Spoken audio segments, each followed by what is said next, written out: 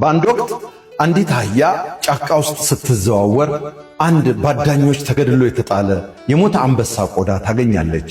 አህያዋም አንድ ተንኮል አሰበች። ይህንን ቆዳ ለብሼ ብሄድ ሁሉም እንስሳት ይፈሩኛል፣ ንግሥትም እሆናለሁ ስትል አሰበች። ወዲያውኑ የአንበሳውን ቆዳ ለበሰችውና ወደ መንደሩ አመራች። አህያዋ የአንበሳ ቆዳ ለብሳ ስትመጣ ያዩ የእንስሳት እረኞችና መንደርተኞች በሙሉ እውነተኛ አንበሳ መጣ ብለው በመፍራት ሸሹ።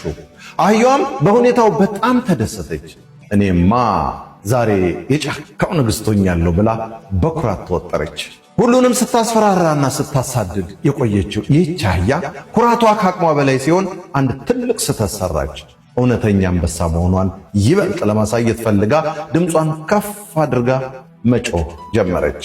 ነገር ግን ከአፏ የወጣው ድምፅ የአንበሳ ግሳት ሳይሆን ያው የተለመደው የአህያ ጩኸት ነበር። ይህን ድምፅ የሰሙት መንደርተኞችና እረኞች ቆም ብለው ተመለከቱ። አንበሳማ እንዲህ አይጮህም፣ ይህችማ አህያ ናት ብለው ተረዱ። ወዲያውኑ ተመልሰው መጡና ቆዳውን ገፈው አህያዋን በደንብ ቀጧት።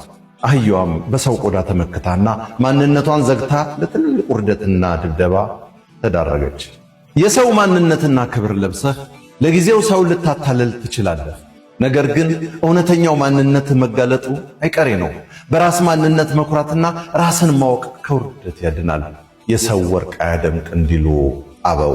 ከኢትዮጵያ ጥንታዊ ስነ ምግባራዊ ተረት ከሚል መጽሐፍ የተወሰደ። በለጠ ሸቴ ዘሀገረ ኢትዮጵያ እንዳቀረበው